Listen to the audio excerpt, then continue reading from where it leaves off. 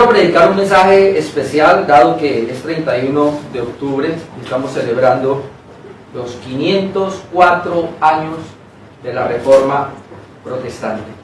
504 años de la Reforma Protestante, cuando el 31 de octubre de 1517, Martín Lutero, como acabamos de ver en el video, clavó en la Catedral de Wittenberg las 95 tesis, como un rechazo a lo que estaba pasando en la Iglesia Católica Romana, un rechazo. Y realmente hasta ese siglo XVI, le explicaba a mi esposa ayer, la Iglesia no había sufrido cismas o divisiones. La Iglesia apostólica, que es la Iglesia católica en el mejor sentido de la palabra, lo que pasa es que hoy ya no entendemos lo que es católico. La Iglesia católica significa universal, y en los primeros siglos se le llamó Iglesia católica para diferenciarla de otros grupos que se estaban levantando. Es decir, cuando Jesucristo inaugura la Iglesia con los 12 apóstoles, y vemos en el Hechos, el día del Pentecostés, que habían 120 personas. Luego el último de los apóstoles es Juan, en la isla de Patmos, y él, cuando está allí en la isla de Patmos, y ya es el último de los apóstoles. Habían muchas iglesias, de hecho Apocalipsis habla de las iglesias del Asia Menor, había muchísimas iglesias, y luego cuando ven los apóstoles hay unos que los suceden, se llaman los padres apostólicos, es decir, los que siguen después de los apóstoles. Pero ¿qué pasaba? Venían muchas personas, y como se estaba formando el canon apenas, es decir, el Nuevo Testamento, el Evangelio, entonces lo estaban leyendo, y algunas personas comenzaron a desviarse de la verdadera doctrina, es decir, ellos comenzaron a traer como otras verdades. Y entonces, ¿qué hicieron? Entonces, lo primero que hicieron fue que sacaron lo que se llama el credo de los apóstoles, siglo II aproximadamente, el credo de los apóstoles, pero luego dijeron, bueno, las iglesias apostólicas, es decir, las iglesias que vienen de los apóstoles, tenemos el credo, pero además nos vamos a identificar con un nombre que le vamos a poner, y es católico, es decir, iglesias católicas, es decir, la Iglesia Universal de Jesucristo. Entonces, en los primeros 4 siglos podemos decir que había una, digamos que sana doctrina, y cada vez que aparecían grupos por ahí, que ya habían grupos que estaban apareciendo, entonces ellos se defendían con el credo de los apóstoles y se identificaban. Luego aparecieron las confesiones de fe o los concilios para defender la sana doctrina. Pero de todas maneras la iglesia era permeada por grupos de afuera o por personas internas que se levantaban con nuevas interpretaciones de la Biblia. ¿Qué pasó? En el año 325, con Constantino, el emperador Constantino, él hizo algo que prácticamente permeó la iglesia, y él hizo algo que se llama el ecumenismo, es decir, él aceptó juntamente con la iglesia otros grupos y dijo, tomemos de los grupos lo mejor que tienen, y así muchas de esas personas fueron permeando la iglesia y comenzaron a aparecer tradiciones dentro de la iglesia, y la iglesia fue como permeándose, es decir, venía bien, pero en el siglo V y VI comenzó a desviarse. Después del siglo VI hasta el siglo XVI, es decir, 1000 años aproximadamente, que se llama la Edad Media o la Edad Medieval, otros se les llama el oscurantismo porque todo se dañó, es decir, la raza humana cayó en una bajeza de contaminaciones, y eso permeó la iglesia, y la iglesia se corrompió. Dios levantaba hombres, obviamente dentro de la misma iglesia católica, en el buen sentido de la palabra universal. Dios levantaba hombres que decían, estamos cerrados, y había gente que creía, pero obviamente la iglesia siguió corrompiéndose. Y por eso yo les mandé esta semana 4 hombres, no recuerdo el primero, pero sí por lo menos está Wycliffe en el 1300 más o menos, luego está Juan Hus en el 1400, y luego Martín Lutero en el 1500. Toma de esos escritos. Aquí la reforma realmente no comenzó con Martín Lutero. Martín Lutero es quien le da el estallazo pero ya anteriormente había personas que venían criticando obviamente todo lo que la Iglesia Católica, hasta ese momento católico universal, la única iglesia. Bueno, Martín Lutero entonces, que vemos ahí, en el 1517, clava como una protesta en la iglesia de Wittenberg en Alemania, las 95 tesis. A partir de ahí se crea una reforma, ya, entonces toda la gente, y lo que vimos ahí, usted puede documentarse después, esas 95 tesis fueron promulgadas rápidamente. En esa época recién había levantado la imprenta, se había comenzado la imprenta, entonces comienzan a escribirlas y las llevaron por todo el continente europeo, y aún por el continente africano y Asia, y eso por allá. Entonces todos comenzaron a conocer, ¿y qué es esto? ¿Y qué es esto? Claro, la Iglesia Católica comenzó a perder, y entonces ahí es donde viene como ese confrontamiento. Y entonces más adelante, en la Dieta de Bonn, en el 1520, a Martín Lutero lo destituyen, y ahí aparecen otros reformadores, y comienzan de una manera a tratar de levantar la sola escritura, que tiene que ver con las 5 solas de la Reforma, que por eso tengo acá. Ellos lo primero que levantan es la sola escritura, y obviamente salvación solo por gracia, salvación solo por la fe, a través de solamente Jesucristo, para darle la gloria a Dios. Y ahí es que comienza pues todo esto. Ahora, ¿qué pasó? En la protesta que hay, entonces la Iglesia Católica hace una contrarreforma, y en esa contrarreforma ellos atacan a la iglesia. En este caso todavía pues no tiene un nombre, los llamaron ya los protestantes, y en esa contrarreforma la Iglesia Católica se denomina, para diferenciar, nosotros somos católicos romanos, es decir, es en el mismo siglo XVI que ellos se acreditan el nombre de que nosotros somos católicos, es decir, la Iglesia Católica. Y romanos, ¿por qué ponen romanos? Porque Pablo fue a Roma y porque Pedro estuvo en Roma, entonces nosotros somos los que traemos la tradición, la secuencia, y entonces la iglesia verdadera es la Iglesia Católica Romana.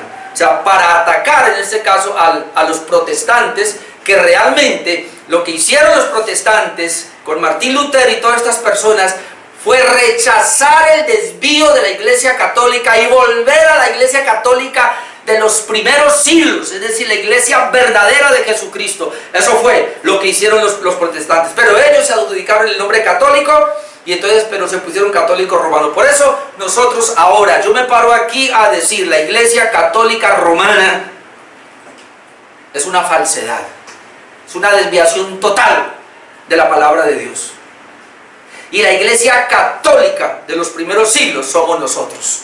Nosotros somos los verdaderos católicos en ese sentido. Católico, entiéndase como universal, iglesia universal de Jesucristo. La Iglesia Católica no es de Jesucristo. La Iglesia Católica es romana, del paganismo del hombre.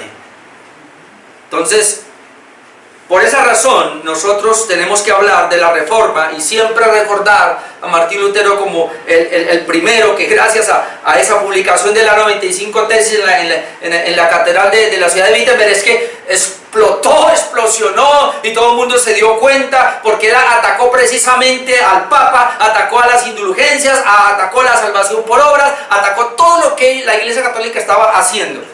Y entonces eso como que trajo un despertar al pueblo. El pueblo comenzó a leer eso y a ver, y digo, sí, estamos cerrados, estamos equivocados. Y para la gloria de Dios, en ese mismo tiempo, gracias a la imprenta, se comienzan a escribir, a traducir las Biblias, y se tradujeron al inglés, se tradujeron al alemán, y luego se tradujeron al español. Mejor dicho, Dios hizo algo tremendo, revolucionó todo eso. Y gracias a eso, hace 504 años, hoy nos paramos aquí y decimos, nosotros tenemos una herencia de los reformadores, y por eso somos una iglesia reformada. Y esa es la razón por la cual yo quiero hablar hoy acerca de la suficiencia de las Escrituras.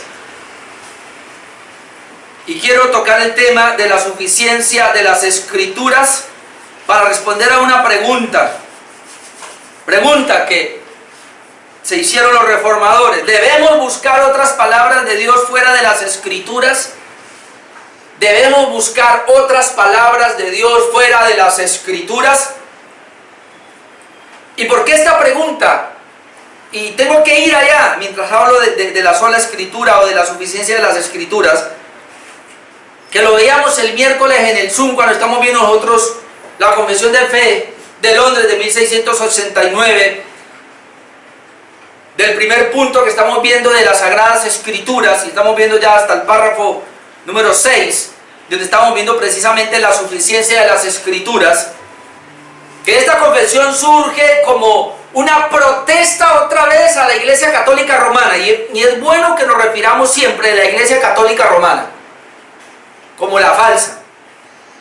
Entonces, surge esta confesión como una protesta contra la Iglesia Católica Romana, que no creía en la suficiencia de las Escrituras. Es decir, ellos dicen, nosotros creemos, y los católicos romanos creen en la Biblia como inspirada de Dios, por Dios, pero para ellos la Biblia no es la palabra suficiente, sino que ellos dicen que también Dios habla a través de la tradición oral, en este caso del magisterio, y que los curas, los sacerdotes o el Papa tiene palabra de Dios, que la tradición es palabra de Dios y que Dios habla a través de la Iglesia Católica Romana hoy día, que no habla solamente a través de la palabra de Dios, de la Escritura. Ahora, eso no se lo dicen a usted, pero cuando usted entra a una iglesia católica y ve todas las prácticas y enseñanzas que ellos tienen, que va en contra de la Escritura, usted le pregunta, ¿y por qué enseñan eso? ¿Y por qué creen eso? Si eso está en contra de la palabra. Le dicen, porque aunque en la palabra no esté, pero en la tradición lo hemos hecho y lo tenemos. Así que esto pesa y también es palabra de Dios. ¿Y quién les va a quitar eso? Entonces mi tema de hoy es la suficiencia de las Escrituras, lo que quiero demostrar a través de la palabra, y como lo veíamos nosotros el miércoles por el Zoom que tenemos, es que nosotros no tenemos otra fuente de recibir palabra de Dios más que la Sagrada Escritura.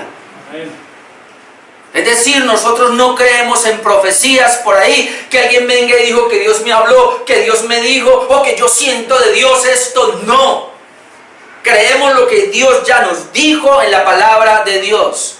La revelación de Dios está en la Sagrada Biblia. Es suficiente para nosotros y no necesitamos de más. Que alguien vino, no, es que no solamente es la Biblia, como los testigos de Jehová. No solamente es la Biblia, no, nosotros tenemos una traducción diferente. Y creemos lo que nos enseñan allí, o como los mormones, no solamente es la Biblia, nosotros tenemos un tercer testamento. O como los musulmanes, ¿sabía usted que los musulmanes tomaron del Antiguo Testamento y tomaron del Nuevo Testamento, y de ahí fue que sacaron el libro del Mormón? Y nosotros tenemos la Biblia, pero no solo la Biblia, tenemos, perdón, el libro de Mormón no, ¿cómo se llama la de ellos? Alá, no, el Dios Alá, pero ellos tienen el Corán, perdón, el libro de los mormones de los mormones, no, el Corán, para nosotros es el Corán, pero ¿dónde salió el Corán? El Corán es un resumen del Antiguo Testamento y el Nuevo Testamento, y tiene obviamente acomodado. Y otras iglesias, lamentablemente los adventistas del séptimo día, dicen que tienen la Escritura, pero también tienen los escritos de Elena de White, su profeta. Y usted me dirá, los carismáticos y pentecostales tienen sola Escritura. ¿Cuál sola Escritura? Ellos tienen la palabra de Dios, que la leen, pero le creen más a lo que el pastor de la iglesia les enseña, lo que el pastor les trae y les dice, o le creen más a la señora del moño que profetiza, o al superapóstol que se levantó y que dice que él va al cuarto secreto y que Dios le habla, y luego él viene y le habla a la iglesia. Eso es sola Escritura, eso no es sola Escritura. Para toda esta gente, eso se llama, la Escritura no es suficiente. Pero hermanos, yo en lo que he vivido ya un poquito del Evangelio, ustedes se aterran, y tal vez porque me ven con una iglesia pequeña, pero tengo ya más de 40 años en el Evangelio. Es más, yo nací recibiendo la palabra. Como pastor tengo más de 30 años. Así que, y he estado en más de 10 iglesias, conozco un poquito, y he leído un poquito, para decirle que solamente las iglesias de la Reforma, que vamos a nuestro origen, o por lo menos a la revolución que hizo Martín Lutero, que fue volver a la iglesia primitiva de los primeros siglos, son las iglesias reformadas de nuestros días, que son iglesias bíblicas. Muchas iglesias dicen ser bíblicas, son iglesias tradicionales que creen más en otras cosas. Es más, está permeado, porque aún la iglesia donde yo nací está permeada. Pues se permeó, ¿por qué? Por la psicología y la filosofía. Ah, no, ellos tienen la Biblia, ellos no tienen más cosas así, pero cuando usted ve sus mensajes, son cargados de psicología y de filosofía. Y lo que hacen allí con sus echadas de fuera de demonios, con sus famosos encuentros para liberación, con sus famosas situaciones de sanidad interior, del alma herida y que todas esas cosas, esos son argumentos de los psicólogos y eso no es bíblico. Las consejerías que están allí son tomadas de consejeros, aún no solo supuestamente bíblicos, sino psicólogos. Es que yo me acuerdo cuando yo iba allí, no solamente recibíamos la palabra de Dios, sino recibíamos gente de motivación que venían, y muchos de estos pastores, porque yo estuve en convenciones, nos llevaban más motivadores que bíblicos. Gente que hablaba más de la capacidad de desarrollar el hombre interior. Desarrolla el poder que hay en ti hay un hombre interior, déjalo salir, confiese, declare, usted va a hacer lo que confiesa. Todo eso viene inclusive la misma de los primeros años del cristianismo, donde comenzaron a decir que el hombre en su ser interior tenía algo y que si lo dejaba salir iba a progresar, iba a prosperar. Eso no es lo que vemos en las iglesias hoy día. Cuando yo hablo de la suficiencia de las escrituras, hermanos, lo que queremos decir es que la Biblia es suficiente para nosotros. Y que lo único que debemos predicar es la escritura, y lo único que debemos enseñar es la escritura, y lo único que debemos de creer es la escritura y nada más. La suficiencia de las escrituras quiere decir que la Biblia contiene todas las palabras de Dios que Él quería que su pueblo tuviera en cada etapa de la historia de redención, y que ahora contiene todo lo que necesitamos que Dios nos diga para la salvación, para confiar en Él perfectamente y para obedecerle perfectamente. Es decir, todo lo que el hombre necesita para la salvación se encuentra aquí. Miren el testimonio de Martín Lutero, que lo veíamos ahora. Martín Lutero fue un monje católico. Martín Lutero fue declarado un sacerdote. Martín Lutero lo mandaron a predicar a una iglesia y él estaba en problemas con su pecado, hasta que alguien le recomendó: mire, si usted quiere ser libre del pecado, vaya a la iglesia, no recuerdo la catedral principal, no recuerdo, está ubicada ahora, no sé si es en Roma, pero entonces dice, y allá usted va a subir por las gradas. Todos los que suben las gradas de rodillas cuando lleguen allá son libres. Y él hizo la experiencia, él llegó allá y cada vez dice que él la subió de rodillas, y él subía un peldaño confesando sus pecados: Señor, perdóname, haciendo penitencia. Subió el otro peldaño y tal, y cuando llegó allá se dio cuenta que era el hombre más miserable, no le sirvió de nada. Y como veíamos ahí, Martín Lutero se confesaba muchas horas, y lo más risible, le da risa a uno, porque dice que él, después de salir, se confesaba con otros sacerdotes.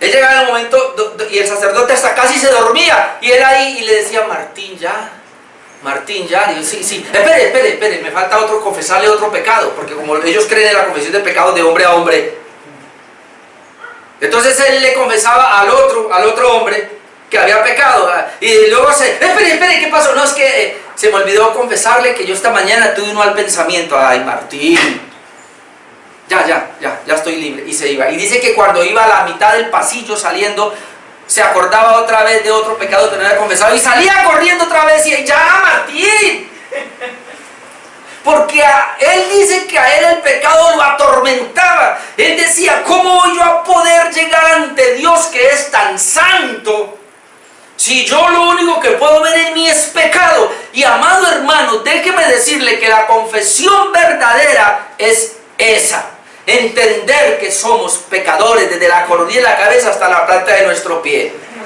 Mi hermano Robinson ayer envió algo, yo no sé si usted lo vio, al WhatsApp de la iglesia, que a mí me hizo llorar, cuando el Sproul, que ya murió, y ojalá ustedes lo hayan visto, porque si usted no ve lo que mandamos allá, estamos perdiendo el tiempo. Bueno, así sea uno que lo vea. Pero él decía esto que a mí me impactó. Él decía: mire, si Dios, está hablando de Sproul, que ya murió, el gran teólogo y gran pastor que nos dejó una herencia reformada, murió hace como 3, 4 años creo, o 2 años atrás.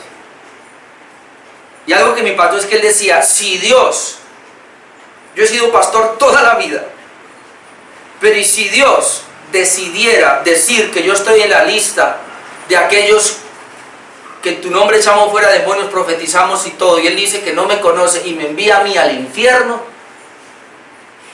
yo le digo, Señor, yo merezco estar aquí. Porque ¿qué es lo que yo he hecho? Solamente ofender a Dios. Tú y yo no entendemos de pronto esa dimensión.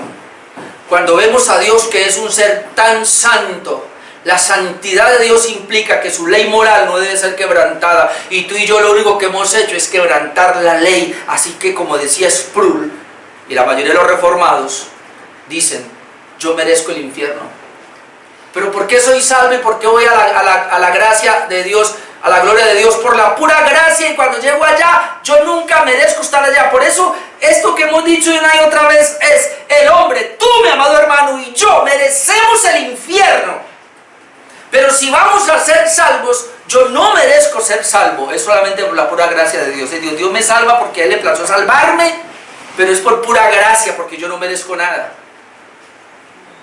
Llegar a ese entendimiento, solamente lo podemos lograr al estudiar las Escrituras con un corazón sincero, como lo hizo Martín Lutero, que le estaba diciendo, y lo que veíamos ahora, ¿qué fue lo que hizo que Martín Lutero se convirtiera? Porque entonces, creo que fue el mayor de él que le dijo, pues vaya a la iglesia de Wittenberg y comience a enseñar libros. Entonces él comenzó a enseñar Gálatas, dice, y luego enseñó Romanos. Y cuando pasó por Romanos 1:17, que dice que la justicia de Dios viene por la fe, se revela por fe y para fe, como está escrito, más el justo por la fe vivirá. Dice que ahí entendió que la salvación no dependía de él, de que él hiciera algo, sino que la salvación dependía de que Cristo hizo algo. Él fue justo y esa justicia me la imputó a mí, y que lo único que yo tengo que hacer es creer por la fe. Y cuando él creyó eso, dijo, listo, yo pensé que la salvación dependía de lo que yo hiciera, pero ahora yo comprendo que la salvación está fuera de mí, depende de lo que Dios, Jesucristo, hizo por mí,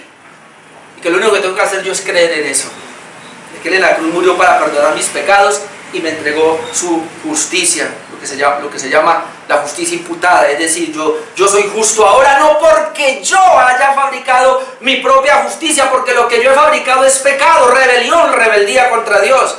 Pero ¿por qué yo puedo decir que soy justificado por la fe? Porque la justicia que yo tengo la recibí cuando Dios me permitió creer en el Evangelio, creer en Jesucristo, recibí la justicia de Cristo y por eso soy justificado. Es decir, nosotros vamos a ir al cielo no porque hayamos hecho algo, sino porque Jesucristo lo hizo todo por nosotros. Y por eso es que somos salvos. Y cuando Martín Lutero entendió eso, revolucionó todo. Ahora, eso ya lo había entendido en los primeros siglos, eso ya lo había entendido el apóstol Pablo, ya lo había entendido los apóstoles, Jesús lo había enseñado ya. Desde el Antiguo Testamento estaba eso, solo que la Escritura no había sido iluminada. Entonces todo lo que se requiere está aquí. Definición entonces de la suficiencia de las Escrituras, es decir, para guiarnos en todo lo concerniente a la vida espiritual, sola Escritura. Para considerar todo lo que Dios nos ha dicho, sola Escritura. Entonces las Escrituras son suficientes para darnos la sabiduría que nos lleva a la salvación y a hacernos maduros en la fe. No necesitamos más, como dice 2 de Timoteo 3, vamos a ir allá. 2 de Timoteo capítulo 3.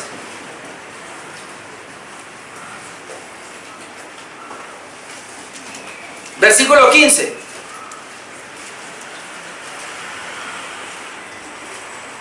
Segunda de Timoteo capítulo 3 versículo 15, y que desde la niñez, está hablando el apóstol Pablo a Timoteo, cuando era niño, has sabido, conociste las Sagradas Escrituras, note la palabra, Sagradas Escrituras, y aquí se refiere obviamente, le está hablando a Timoteo, se refiere al Antiguo Testamento. Desde niño Timoteo, tú conociste el Antiguo Testamento, Sagradas Escrituras, las cuales te pueden hacer sabio para la salvación por la fe que es en Cristo Jesús. Es decir, las Sagradas Escrituras son las que te pueden hacer sabio. 2 de Timoteo 3:15. Las Sagradas Escrituras son las que te pueden hacer sabio para la salvación. No hay más. Y ahí Sagradas Escrituras entendemos también que tienen que ver con el Nuevo Testamento. O sea, es por medio de esas palabras que es que nosotros hemos sido salvos, que hemos sido regenerados. Santiago 1:18. Ahí adelantico, vamos a mirar Santiago, después de Hebreos está Santiago 1:18. Yo solté Hebreos, pero 8 días seguimos con el capítulo 3. Lo dejé en un stand-by para predicar este tema. Santiago 1:18 dice: Él de su voluntad nos hizo nacer por la palabra de verdad para que seamos primicias de sus criaturas. Nos hizo renacer o nos hizo nacer por la palabra de verdad. Nadie va a nacer de nuevo, nadie va a ser regenerado si no es a través de la palabra de Dios. Por eso lo que necesitamos nosotros son dos cosas o tres.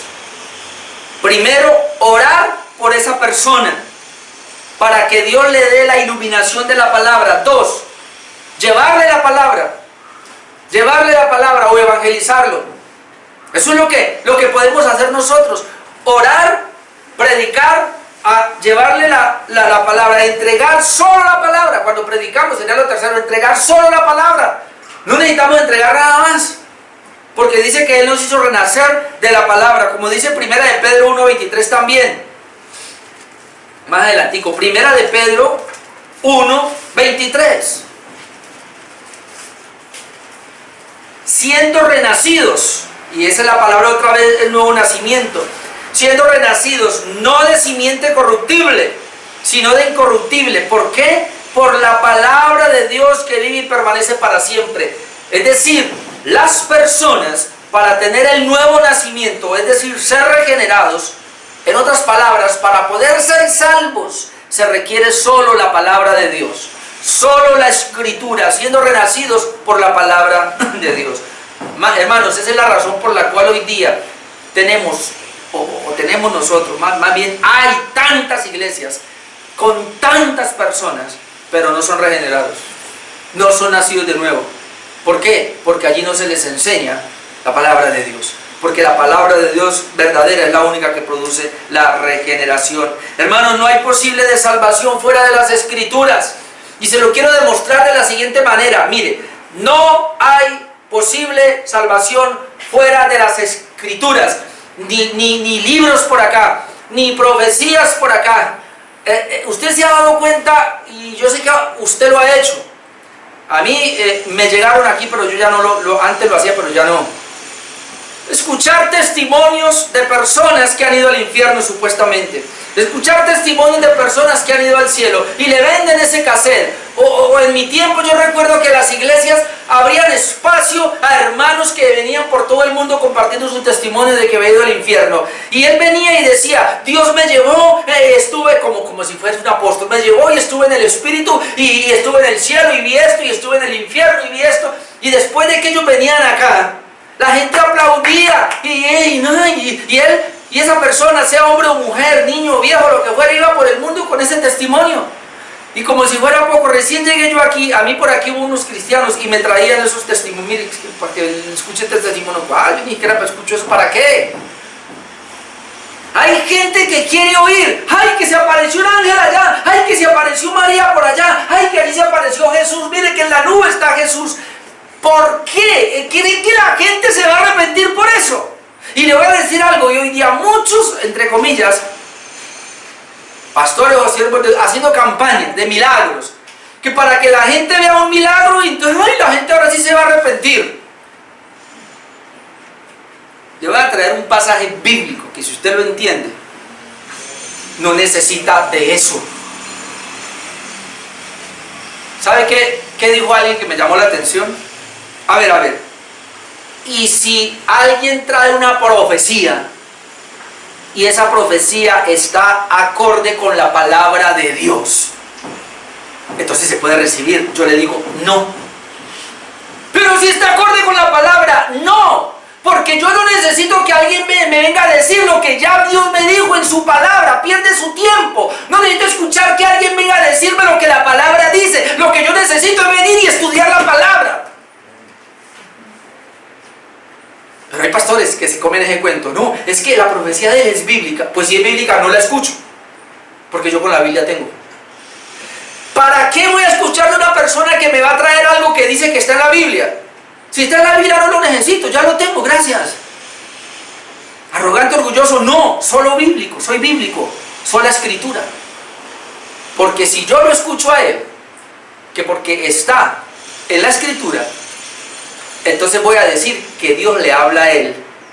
Y tendría que decir que la Biblia no es completa, porque Dios habla fuera de la Biblia. Y entro en problemas. Yo más bien le digo, si la profecía suya está acorde con la palabra, quédese con ella, porque yo ya tengo la palabra, gracias a Dios. Sonará muy duro esto, pero está en la Biblia. Lucas 16. Y así sea esto solamente que enseñe hoy. Tengo mucho acá, pero...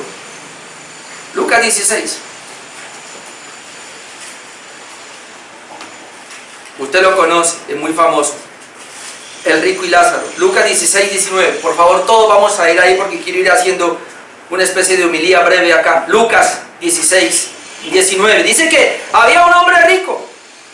Esto lo dijo Jesús. Sea parábola o haya sido real, esto lo dijo Jesús. Había un hombre rico que se vestía de púrpura y de lino fino y hacía cada día banquete con esplendidez. Había también un mendigo llamado Lázaro, el otro ni tenía nombre, que estaba echado a la puerta de aquel lleno de llagas y ansiaba saciarse de las migajas que caían de la mesa del rico, y aún los perros venían y le lamían las llagas. Mire lo que pasó. Aconteció que murió el mendigo y fue llevado por los ángeles al seno de Abraham. No sabemos cuánto tiempo, pero murió también el rico y fue sepultado. Ese es el veredicto para todos los seres humanos. Vamos a morir. Sea rico o sea mendigo. A todos nos llegará el día de la muerte. ¿Y qué va a pasar después? Versículo 23. Y en el Hades, y esto es fuerte, porque está hablando que murió también el rico y fue sepultado, y en el Hades, aquí se traduce infierno, alzó sus ojos estando en tormentos y vio de lejos a Abraham. Dios permitió esto, y a Lázaro en su seno. El rico estaba en tormentos en el infierno, pero alcanzó a ver a Abraham y a Lázaro. Ahora quiero hacer aquí una claridad. Como Cristo no había muerto todavía, Cristo todavía no había sido las primicias de la resurrección. Pero cuando Cristo muere y Él resucita, Él es el primero en resucitar. Entonces se cree que cuando Él muere, entonces ahora sí, porque Pablo dice más adelante que cuando uno muere vamos a estar con Él.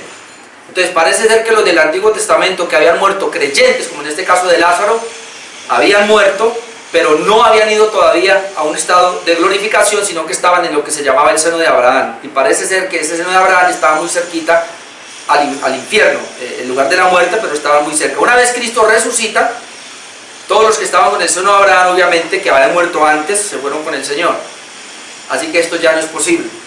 Fue posible en ese momento, ahora ya no se puede ver. Pero sigamos. Dice, y en el Hades alzó sus ojos estando en tormentos y vio de lejos a Abraham y a Lázaro en su seno. Entonces él, estamos hablando del rico, ¿no? Dando voces dijo, Padre Abraham, note lo que él va a decir, ten misericordia de mí y envía a Lázaro para que moje la punta de su dedo en agua y refresque mi lengua porque estoy atormentado en esta llama. Note, el rico está atormentado en una llama, el rico tiene sed, Lázaro no. Pero él todavía creía que podía mandar. Él se acuerda que como el rico tenía muchas posesiones y como Lázaro era un mendigo y él venía y le daba a él y de pronto lo mandaba que le hiciera cosas, él creía que por haber sido él el amo o rico, él podía seguir haciendo eso en la vida después. Por eso dice, Lázaro, manda Abraham, manda a Lázaro que venga y me traiga agua. Mire cómo él pedía, así sea que meta el dedo y venga así mojadito y me lo pase por el labio. ¿Cómo será eso?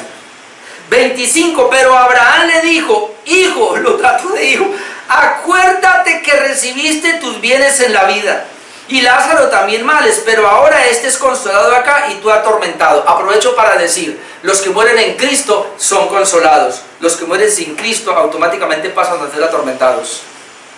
Aquí no hay que esperar nada. De una vez pasamos a la gloria o se pasa a la condenación. 26. Además de todo esto, le estaba diciendo a Abraham, una gran cima está puesta entre nosotros y vosotros. Escuche que esto hay que tenerlo claro. De manera que los que quisieran pasar de aquí a vosotros, ¿qué dicen? No pueden, ni de allá pasar acá. Es decir, hermanos, una vez una persona muere, se va a su destino final y no hay comunicación entre la eternidad del infierno y la eternidad del cielo. No hay comunicación. Del cielo jamás se va a pasar al infierno y del infierno jamás se va a pasar al cielo. No se puede, hay una cima. Cuando él entiende eso, el rico dice, pues ya que ya me fregué, aquí no hay nada que hacer. Entonces mire lo que él va a hacer. 27, y este es el punto que quiero hablar de la suficiencia de las escrituras. Entonces le dijo, te ruego pues Padre, o sea, como ya no se puede hacer nada conmigo, entonces te ruego pues Padre, que le envíes a la casa de mi padre. ¿Qué está diciendo? Entonces, si no puede mandar a Lázaro para acá que traiga un poquito de agua y me refresque, entonces te pido que lo envíes a la casa de mi padre. ¿Qué es lo que le está diciendo? Es decir, haz que él resucite y se aparezca en la casa de mis familiares. Y como mis familiares lo vieron morir, mis familiares sabían que él es el llagoso. Toda la vida le dimos de comer, le dimos alimento, le dimos vestido. Mi familia lo conoce.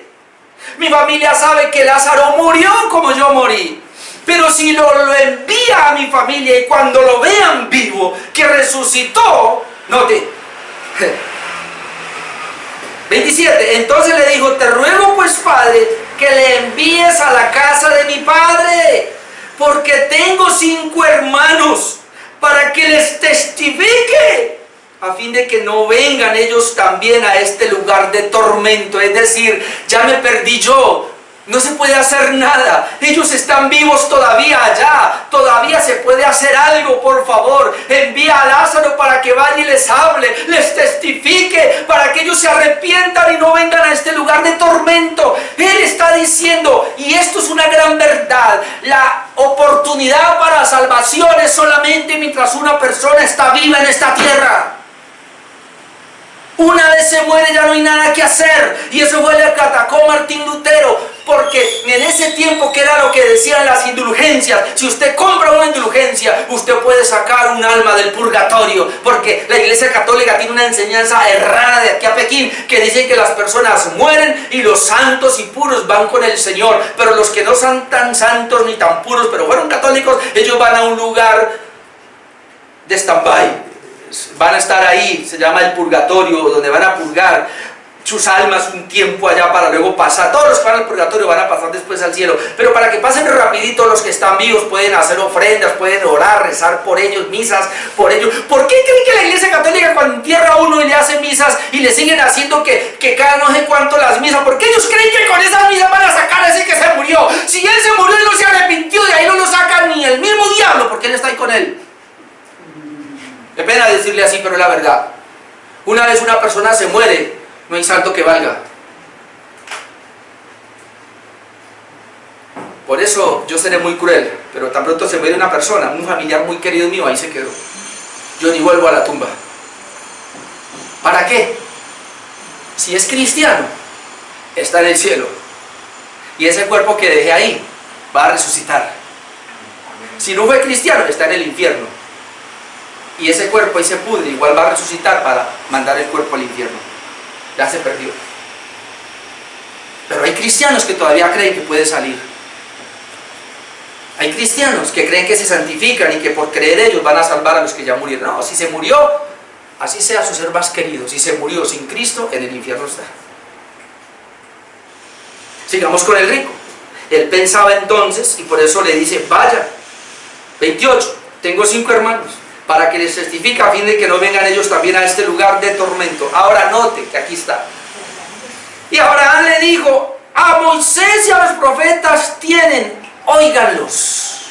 Hermanos, si usted entra conmigo en el entendimiento claro, lo que Abraham dijo fue lo siguiente: tienen todo el Antiguo Testamento, que lo lean.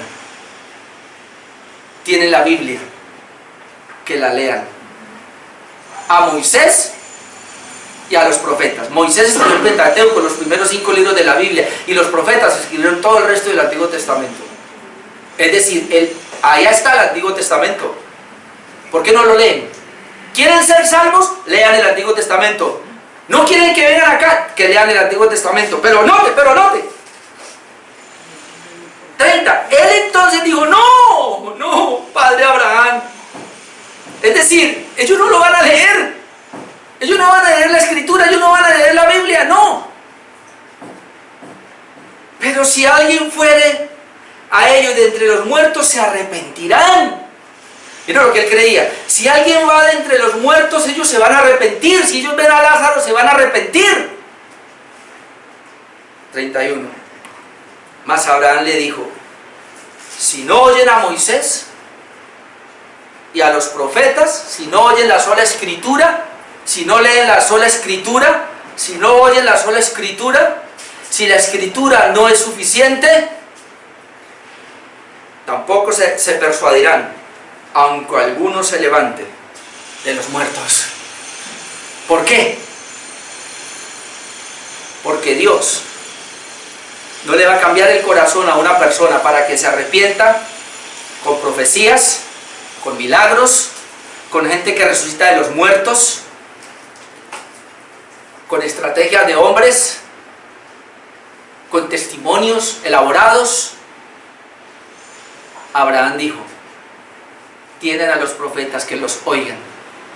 Porque como veíamos el miércoles en el Zoom, y no voy a ir allá, pero usted encuentra, en Juan 6:45 dice que Dios será el que les va a enseñar, y ellos serán enseñados por el Padre para que vayan a Cristo. ¿Y cómo enseña el Señor? ¿Por dónde viene la fe? La fe viene por el oír la palabra de Dios. En otras palabras, este que le acabo de leer acá, lo que está diciendo Abraham es, tienen a Moisés y a los profetas. Es decir, la Biblia, la sola Escritura es suficiente. Mi tema de hoy es la suficiencia de las Escrituras. Para que una persona sea salva, las Escrituras es suficiente. Y si alguien rechaza las Escrituras, se va a condenar. Porque solo la Escritura es suficiente. Hermano, ¿cuál es mi motivación en esta hora? Que si alguien no es salvo, debe buscar su salvación estudiando las Escrituras, escuchando la palabra de Dios. Y nosotros que ya somos salvos, vamos a seguir creciendo en la sola Escritura, en la sola palabra de Dios. Es decir, la palabra de Dios tiene que tener una relevancia como nunca en la vida. Tiene que levantarse como nunca la hemos tenido. Tú y yo tenemos que convertirnos en personas de la Escritura, gente de la palabra de Dios, porque no hay otra manera, no hay testimonio de nadie, ni que vengan de allá, ni un ángel, ni nada, ni nadie. Es más, el mismo Pablo dijo, si aún un ángel del cielo viniera y les hablara algo diferente a lo que está escrito, maldito es. O si aún uno de nosotros se levantare, dice Pablo, aún si yo mismo, dice Pablo, vengo a traer algo que contradice la Escritura, estoy maldito. En ese sentido tenemos que aprender a ser buenos bereanos. ¿Y qué es bereano? Los de Berea. En Hechos 17 aparece cuando el apóstol Pablo fue a llevarles el Evangelio y hablarles de las Escrituras del Antiguo Testamento. Los de Berea, ¿sabe qué hicieron? Leían en el rollo que tenían las Escrituras a ver si lo que Pablo decía estaba aquí escrito. Usted no tiene que creer lo que yo digo hoy.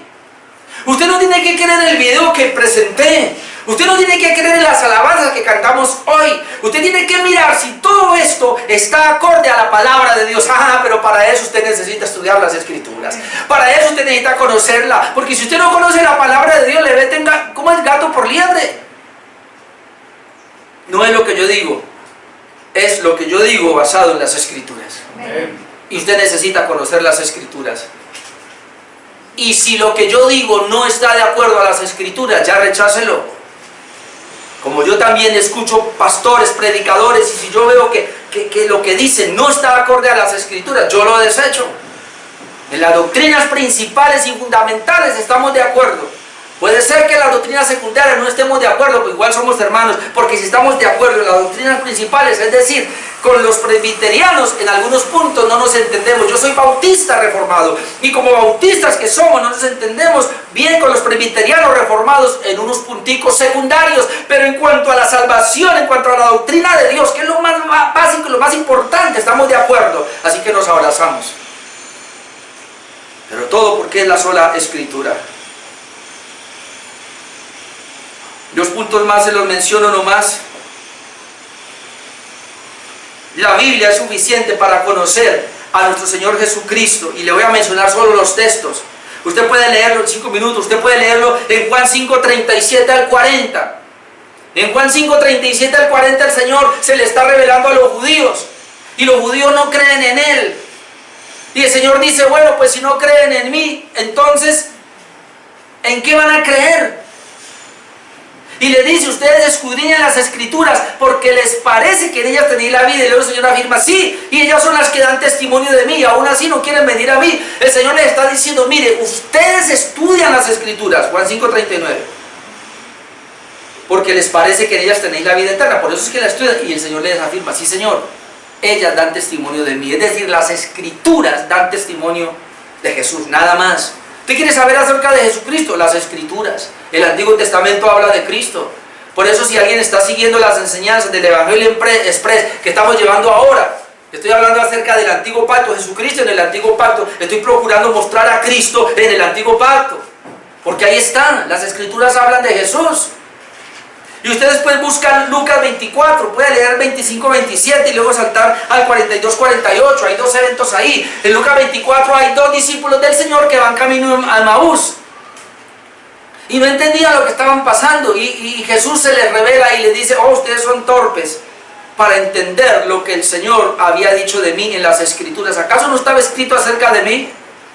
Y luego se les presenta a los 12 o a los 11 reunidos allá, y también ellos están turbados porque le ven resucitado. Y él dice, ustedes, ¿cómo así que no pueden creer las Escrituras? Y dice que comenzó a mostrarles en los salmos y en los profetas todo lo que el Antiguo Testamento decía acerca de Jesús. Hermanos, Jesús no usó otras cosas, ni siquiera su misma palabra. Jesús todo lo que habló, lo habló basado en el Antiguo Pacto. Es decir, Él es el cumplimiento de la profecía del Antiguo Testamento. Y Él dice, todas las Escrituras hablaron acerca de mí. Usted puede buscarlo después en Lucas 24, 42 al 48. Dice, de todo lo que dijeron los profetas, desde Moisés y los profetas, hablaron acerca de mí. Por eso cuando usted lee el Antiguo Testamento tiene que buscar a Cristo, porque todo lo que pasó en el Antiguo Testamento nos hablaba de Cristo. Y cuando usted lee el Nuevo Testamento, ¿qué va a encontrar? A Cristo. Hermanos, la Biblia, el cristianismo no es para buscar el hombre que está en mí, el superhombre que está en mí y dejarlo salir. No es para ser popular. La Biblia, el Evangelio, no es para arreglar tu matrimonio. El Evangelio no es para tu salvación. El Evangelio primordialmente no es para eso. Es para la salvación de tu alma. Y después usted tenga la salvación de su alma, entonces ahí sí se le arreglará el matrimonio, se le arreglará la economía, todo lo demás vendrá por añadidura. Pero las iglesias que tenemos hoy día están vendiendo y predicando lo que el mundo quiere. Ah, quiere sanidad, venga, se la doy. Quiere prosperidad, se la doy. Quiere ser próspero, progresar, se lo doy. Así se vaya para el infierno, le doy todo lo que está aquí en la tierra. Déjeme decirle que Satanás fue el primero que le ofreció el Evangelio de la prosperidad a Jesús. ¿No se acuerdan cuando Él dijo? Todo, dice que en un momentico le mostró todos los reinos del mundo y le dijo, todo esto te lo doy si postrado me adoras. Qué atrevido. Ofreciéndole a Jesús lo que es de Jesús. Si postrado me adoras. Y eso es lo que, y el Evangelio de hoy día, eso es lo que ha hecho en estas iglesias falsas de la prosperidad. Diciéndole a la gente, si usted le da al hombre de Dios, mire lo que ellos plantean, si usted hace rico al pastor, Dios te hace rico a ti. Y la gente se come ese cuento y hace rico al pastor. Pregúntese si los que hacen rico al pastor son ricos. No estoy en contra de dar, hay que dar para la obra, para sostener un ministerio. Y si usted no da para sostener un ministerio, usted es un tacaño mezquino. Pero es para sostener el ministerio, no es para enriquecer a un pastor. Otro punto, la suficiencia de las Escrituras también indica que el hombre no puede añadirle nada más a lo que Dios ya reveló en su palabra. Usted puede leer después de Deuteronomio 29 y dice, lo revelado es para nosotros y lo secreto pertenece a Dios. La suficiencia de las Escrituras, ¿qué quiere decir? Hermano, que lo que está ahí fue lo que Dios quiso que supiéramos. Hay muchas personas que quieren buscar cosas fuera de la Escritura y se preguntan tantas cosas. ¿Sabe qué? Yo no tengo tiempo para investigar cosas fuera de la Escritura. Es más, ni siquiera me alcanza el tiempo para conocer todo lo que está ahí escrito. En serio, no me alcanza el tiempo. No sé, porque leo la Biblia y tengo que correr en la lectura. Y cuando voy a profundizar en un tema, no profundizo realmente. Estamos mirando la epístola a los Hebreos y no estamos ahondando realmente como deberíamos ahondar. Vamos como a vuelo de pájaro. Más o menos estamos viendo algo así superficial. Pasará toda la vida y usted nunca podrá entender, ni yo tampoco, todas las Escrituras. Y aún así queremos ver cosas que Dios no ha revelado. Pues si Dios no lo reveló ahí, ya callémonos. Suficiente tenemos con lo que Él quiso que supiéramos. Lo que Dios quiso que supiéramos, lo dejó en la Escritura porque es necesario y suficiente. La suficiencia de las Escrituras implican que para ser salvo está aquí escrito, y una persona con un corazón honesto y sincera leyendo la palabra de Dios encuentra su salvación. No necesita de nada más.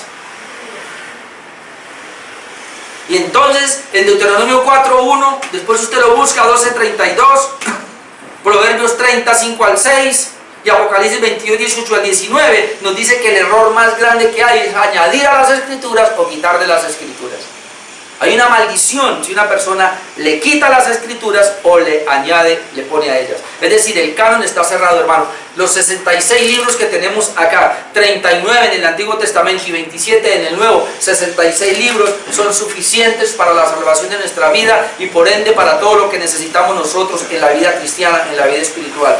No puedo quitarle acá. Por eso Pablo decía, yo predico todo el consejo de Dios. Yo no puedo quitarle nada a la Escritura y mucho menos añadirle. Si usted o alguien se levanta a decir que Dios le habló, para usted las Escrituras no son suficientes y está buscando añadirle toda la profecía. Óigame, profeta loco que está por ahí. Entonces, si usted dijo que Dios le habló, usted no tiene la Escritura como suficiente y usted está diciendo entonces que no es suficiente la Biblia, que Dios está hablando por ahí. Y según el veredicto de la palabra, usted le está añadiendo a la Escritura. Y se está añadiendo una maldición. Por eso, hermanos, respetemos y honremos la sola Escritura. Sola Escritura. La sola palabra de Dios. ¿Por qué? Porque ella es suficiente. Suficiente para la salvación. ¿Dónde encuentra esto? Bien redactado. Confesión de Fe Bautista de Londres de 1689, párrafo número, primer punto de las Sagradas Escrituras. Póngase de pie y oramos esta mañana.